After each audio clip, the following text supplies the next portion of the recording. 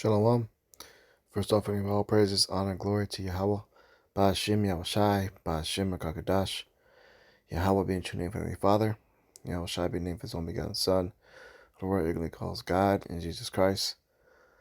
I want to give double honors to our apostles and elders, great millstone, Tasha's truth and will, and salutations to Jehovah like truth and honesty and sincerity.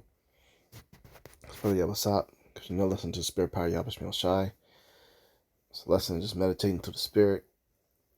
It's Ecclesiastes 25:13. It says, give me any plague but the plague of the heart, and any wickedness but the wickedness of a woman. All right, doing this lesson, just meditating on mass sufferings that brothers go through in their marriages with women and their wives. This lesson is just a lesson of caution. Be very careful with dealing with women in Babylon and getting connected with them, because the plague of the heart, or modern day terms, they call that broken heart. And your heart broken is something that is very, very devastating. It can be a big setback, in your life, because when you get your heart broke, it becomes difficult to function, focus, and take care of things that you have to do. Those things that you want to do in your daily lives, but it's things that you have to do. And one of the things we have to do is we have to serve Yahweh Ba'ashem Yahushai. We have to teach, edify, and those that are prophets in this truth, we didn't volunteer or elect to be in the positions that we are, as far as teaching the people and being out the highways and hedges. We were selected by Yahweh Shai. Many of us were living different lives and never pictured ever being like a pastor or a minister. Although we've always had a passion and sincere faith and belief in the Lord, a lot of us were, put in positions where we fell into place of being teachers, and all of a sudden you're standing up at the highways and hedges with a garment on, boldly preaching about the end of Babylon the Great, aka America, and bringing out the true name of the Lord, telling all the so-called blacks, Latinos, and Native Americans that they are the lost tribes of Israel, to wake up to their heritage. Most brothers, when you meet them, and the general consensus is the same, they didn't make future plans in their life to stand out doing what they're doing. They were just basically spiritually forced into it. Okay? And there's a precept for that. This is Jeremiah 1:5. It says, and this is a spiritual lesson, man, because these precepts I'm pulling out, I don't have the whole Bible memorized in my head. This isn't scripted. But when I'm thinking of a precept, I'll type in some of the words, and then Google will pull it up. And before I even typed in a few letters, I'll type in maybe 2 letters, not the name of the letters of the precept, but some of the words, and automatically Google goes to it, man. And that's the Urim and the Thummim, the modern day Urim and the Thummim. This is in the scriptures with prophets used and priests that were in the high temples to communicate with Yahweh Shai. And this precept came up. This is Jeremiah 1:5. It says, before I formed thee in the belly, I knew thee. And before thou camest forth out of the womb, I sanctified thee and I ordained thee a prophet unto the nations. So the Lord, Yahweh Shem Shai, he does what he wants to do. He is the creator. He created everything. Wherever you at right now, whether you're sitting down, you're standing up. If you're standing up, the earth beneath your feet, he created everything. And you take a deep breath and you look up above you, that sky, those clouds, that blue sky, the air you're breathing in, he made it. It's all his property, man. The flesh that you feel right now, the ears that you have to hear this lesson, he made it. He made you. Okay? And the prophets, he made them also. And regardless of what future goals, plans, agendas, degrees, jobs that certain brothers may have lived, that you may have lived, he made you with a purpose and a mission, and that's to serve him and to wake up his chosen, and for you to be his chosen. He made you a prophet unto the nations, man.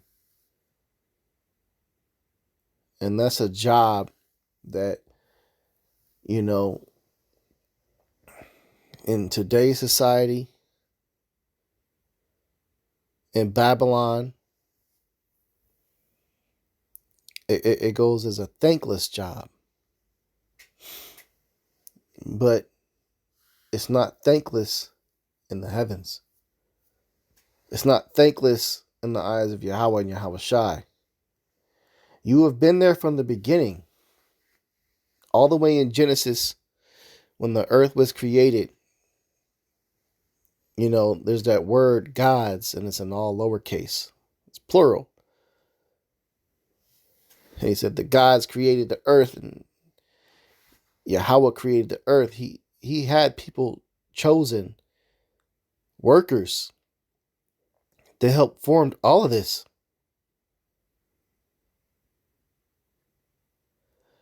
And that's you, brothers, that are preaching, man, and doing the works of Yahweh Ba'Shem Yahweh Shai. And that's something we really have to kind of meditate on and really think about, you know, when we're in this walk and things go south and you're going through a lot of pains, you know, because brothers get together, man, and we feel a sense of comfort, openness, and we're able to expose ourselves to the stress that we're going through. Typically, you know, you have a brother that's really catching it and suffering in the flesh heavily. He'll be in tears amongst other brothers, and it can happen, you know, just out the blue.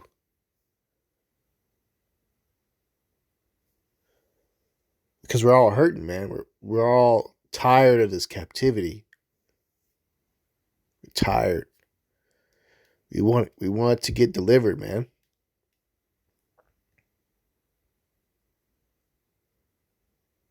But we count it all joy because, you know, as the words of my grandmother always say, you know,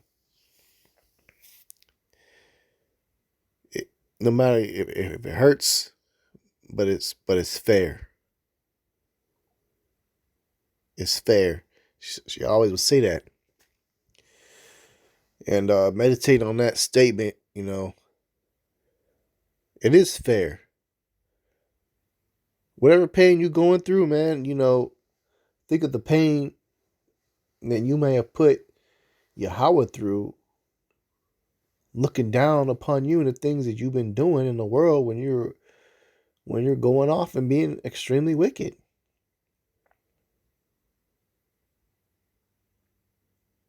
We have broken the heart of our Creator when we commit acts of sin. Think about that, man.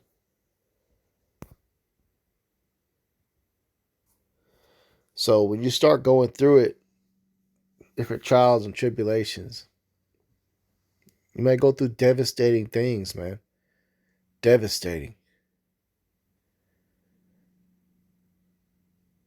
But when living a life of sin and things that we have done, not only in the world, sometimes we go off while we even in the truth.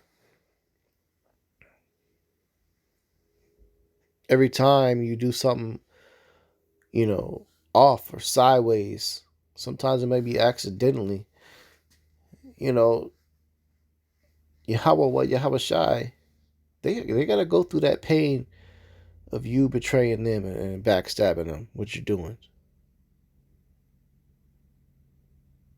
Okay? And there's a level of hurt that comes with that. And he's gonna make things happen in your life to where you feel a level of hurt too. Okay?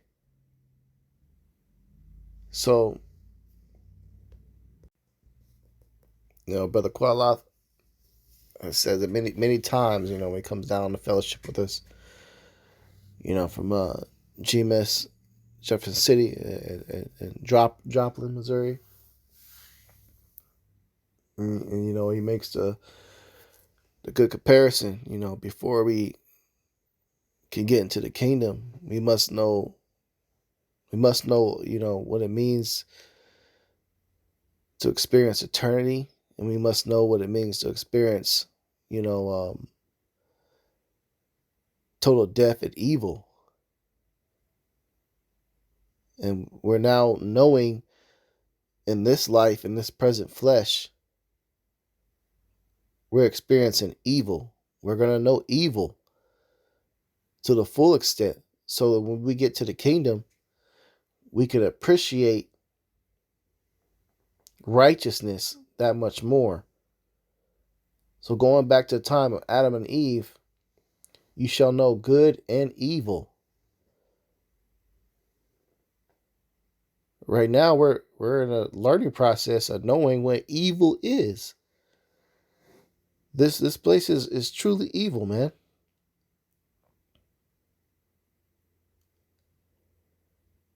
Scripture say you shall know good and evil.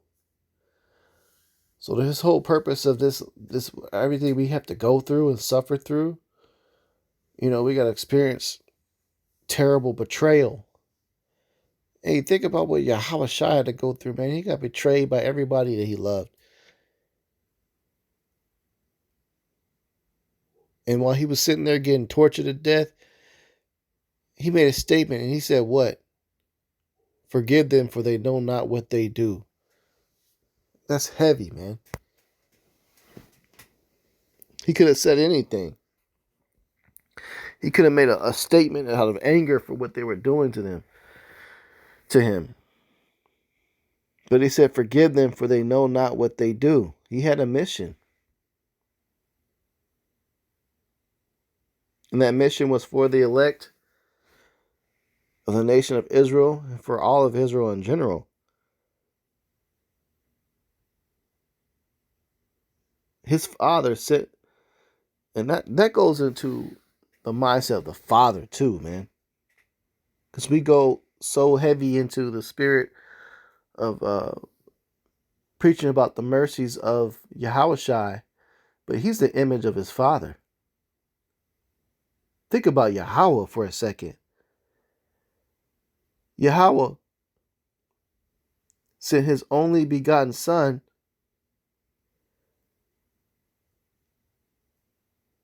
to give us an opportunity, a second chance. Think about if you have your first child. that child is born kicking and screaming, think about the love, the overwhelming love and joy you have of that child. That you would do anything for. When you hold that baby in your arms, screaming and crying, you looking at that baby and it looks like you. The love, the overwhelming love that you have for that child. Now take that baby and give it away for the people to do as they will with it. And say that, hey, look, what you do with this baby is going to determine if I'm going to protect you and save you or not.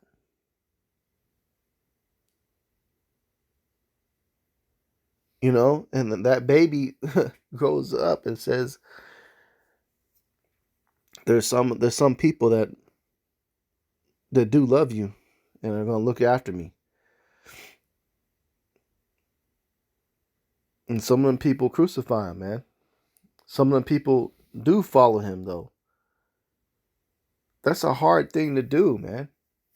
And he used his only begotten son as a second chance for the whole nation of Israel, man.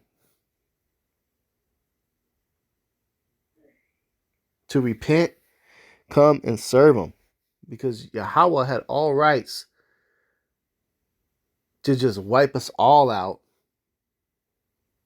and say, fuck it. My creation is going to come against me. And not even deal with it. But he said a test subject his only begotten son to do so. That's a lot of mercy to do, man. That's a lot of mercy to do. It's a lot of love to give us that chance. And Yahweh Shai, his only begotten son, is that living and breathing chance, man.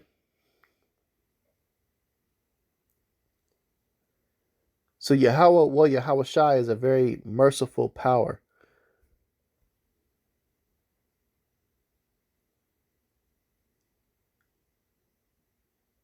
And you're going to be faced with that level of pain and decision making to give up something as a sacrifice for Yahweh Shai. So he's going to require of you to give in your life a sacrifice for him to see if you're going to quit believing in him or quit serving him or not.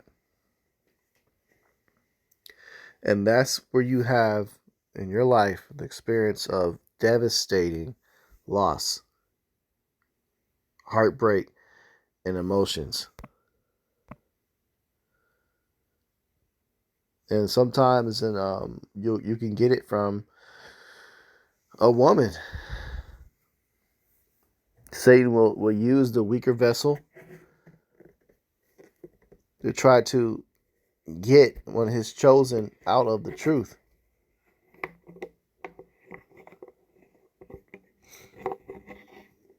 You know? So if you're going through it, this lesson is just something kind of, to keep you pushing through it. It's not going to change your circumstance, what is happening to you. But just know that it's a high possibility that it can.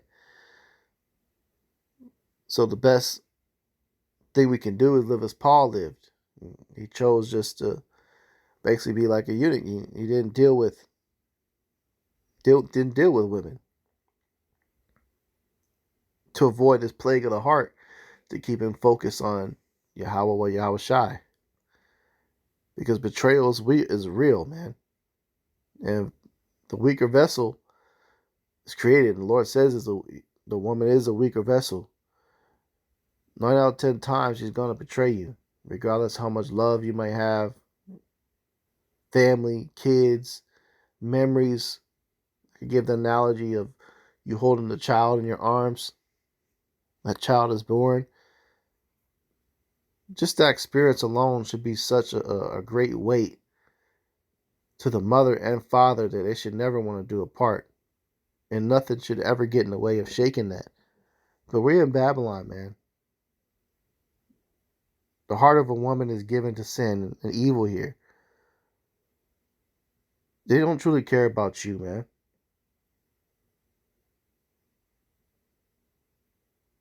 This place is about worshiping women.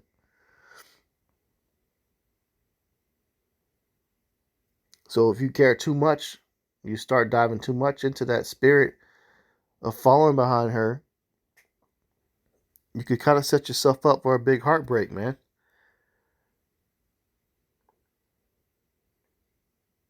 Because Satan is gonna tempt that woman.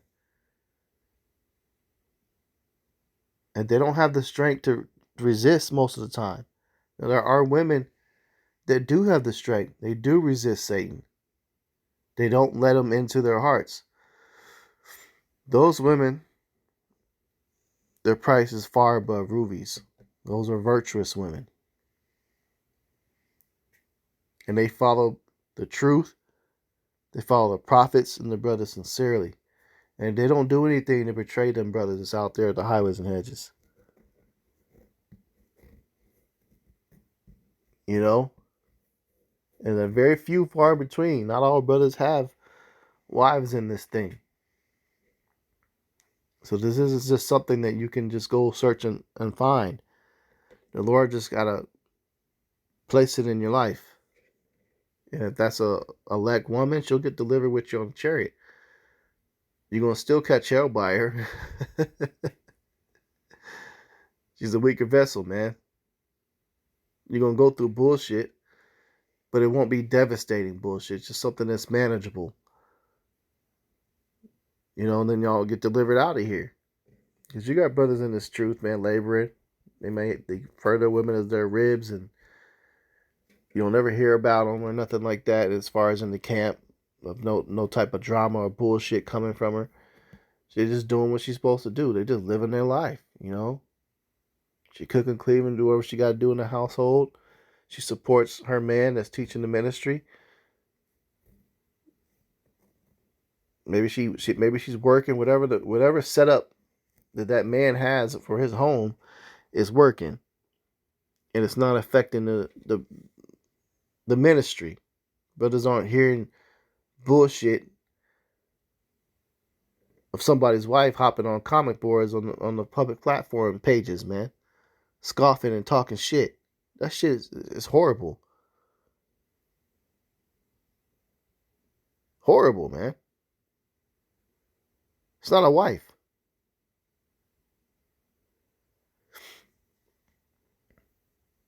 So and avoid women like that. Just live your walk in this truth, man. You know, Isaiah 4:1 is gonna come soon, but it's gonna come during a time of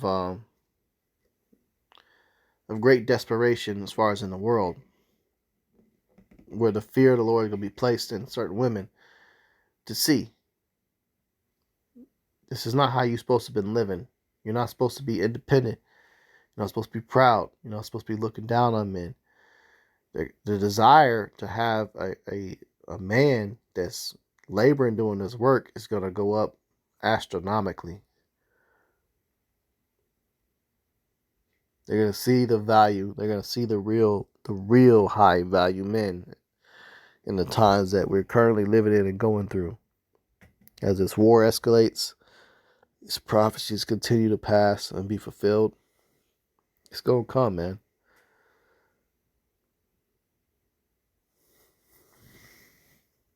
But try to avoid the heartache and pain that women can give you. And I'm just speaking to myself as well in this lesson and to other brothers that are going through it. Because this is a mass thing that brothers are going through, man. Like you got a mass movement of brothers going through divorces and stuff. And their women just completely getting possessed by evil and demons to just go opposite to where you don't even recognize who the person that you thought you were with. You're like, what the fuck? I don't know this person. It's happened to a lot of brothers, man. They get betrayed by their family. But hey, didn't the Lord said that these things would happen in the end? The love of many would wax cold. Matthew 24:12, and because iniquity shall abound, the love of many shall wax cold. So people around you that you are close to you, you're going to just look at them and you're just going to see their soul leaving them. And you just won't recognize them no more. And it may happen with your own mother, your own father. And you're just going to say to yourself, who is this? This is my mom? This is my dad? And you're just going to see, you're going to be looking at the spirit that's possessing them. And they're not even going to look human to you. Those are the times we're living in. Evil has completely compassed this city, this wicked country, this kingdom. Betrayal is real. You're going to feel it, and it doesn't feel good. Shed your tears and keep pushing. So with that, I'm going to close out. Give all praises, honor, and glory to Yahweh, by Hashem Yahushai, by Hashem Kakadash. Double honors to our apostles and elders, great millstone, Tasha's truth and will well, and citation of whole light, person's truth and honest sincerity. Shalom.